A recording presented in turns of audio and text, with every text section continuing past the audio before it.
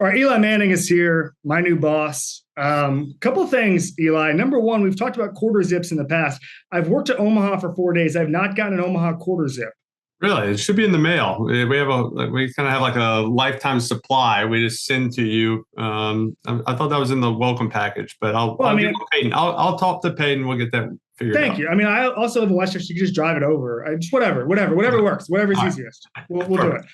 All right. You couldn't find a co-host, so we just saw a couple hours ago one on the internet. You tried out Sean Payton, Mike McDaniel, Jared Goff.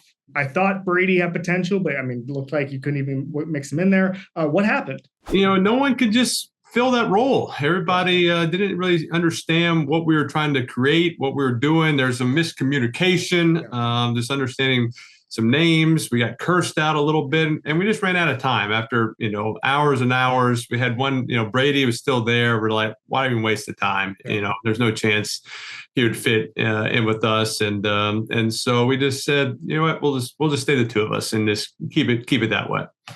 Mike McDaniel called you terrible evaluators. I know that one hurt the most, for sure. But I mean, he did not sugarcoat it one bit. He was very honest, and that was actually maybe the best part of his interview, just the honesty. So you have a sneaky, funny personality that's come out in the ManningCast for the past couple of years. Is there anybody in going through this that whether it's someone from this thing today or just you've had on that has been funnier than you've expected, where you say, okay, I interacted with this person in the ManningCast sort of role, and man, I didn't know this person was that funny or this good a guest. Yeah, I mean, I think this is just a great opportunity for me to name drop, Of course. but I mean, former President Barack Obama. I mean, I got to interview Barack Obama, and I think I was very qualified. I should be interviewing presidents and ex-presidents. I think that's, what I've been training to do Agreed. my whole life. But I thought, in all honesty, I thought he was, very relaxed. Obviously, he's been president of the United States. He should be relaxed, but, just had a great demeanor, taking shots, had the quarter zip on, Yeah, of course. and he fit right in. So I thought, that was a lot of fun. I think when Peyton and I, kind of started out on this quest to do this Monday Night Football and the ManningCast, the thought of us having a president or former president on never crossed our mind. So that was a real thrill. First thing I did as an Omaha employee was pick the Cowboys to make the Super Bowl. Am I just totally off base? Yes, that is very off base, and that hurts. That hurts, especially since that's Giants game Sunday night is Giants Cowboys at finally at MetLife at our home stadium. I feel like my whole career we opened up in Dallas every week, so there's a nice turnaround. Let's talk about Daniel Jones here for a second. I do want to talk about Dak Prescott, but grew by leaps and bounds last year. Got a second contract. I think that it was touch and go for a couple of years there. Where is he now on sort of the trajectory of a guy who can win a Super Bowl? What more does he have to do in order to get to that kind of upper echelon to max out his specific talent? Well, I think Daniel's, he's done. I think he's done a great job every year finding things to improve on. Hey, here are my weaknesses. These are things that are keeping us, holding us back or holding him back, and he's worked on and made improvements and stayed doing the things he does well, and keep doing those things. And last year it all came together. I think this year, maybe really for the first time, kind of having say, hey, you're our guy. We have faith in you, and we'll reward you with this contract. Now, the GM, the head coach, ownership, the team knows that hey, he's going to be the quarterback, and he can come in and really be that leader that he needs to be to take over this team. And so it was fun to watch him last year. I think he's going to continue just to grow within this offense.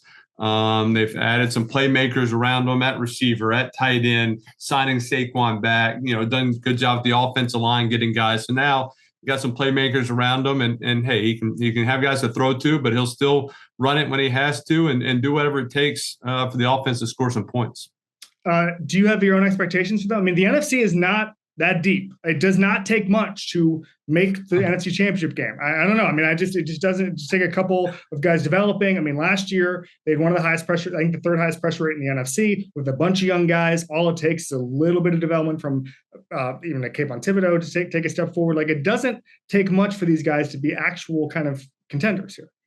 Yeah, and I think the NFC, especially the NFC East, has just Yeah, been kind of a Rolodex of who makes sure. the playoffs, and it seems, or who wins the division every year. It seems to flip flop. Obviously, with the Eagles having made the Super Bowl last year, Hmm. playing so well, they're the team to beat, and you're kind of got to try to top them, and to lose to them in the playoffs. I think it showed the Giants and a lot of the players, hey, we had a good year, but we're not where we need to be yet. And I think that's the hunger and the drive that kind of kept them in the offseason to say, we got to get better. We can't just be satisfied with where we are because we have another team in our division that was better than us last year. We got to try to overtake them.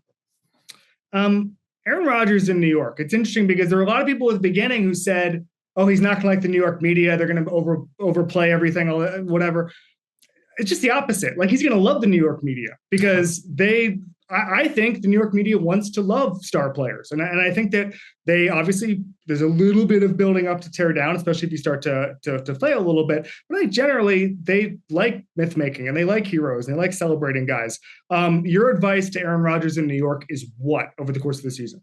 Yeah, I mean, I try not to offer anybody advice that's not asking for it. And so I think Aaron is obviously done very well for himself and has all this figured out. And obviously, this is kind of like the honeymoon stage of this Of deal. You course. come in, everything's good, and now the season starts. And I think he'll learn very quickly about the New York media. You win the first game, then hey, you're going to the Super Bowl. Right. It's the greatest thing, greatest player, MVP. You lose the first game, it's terrible decision. This is a bad idea. It's a total overreaction either way, like the first game or the first 5 games. And so I think it's really just put that away, sideline it, worry about your team, and go out there and just try to win some football games.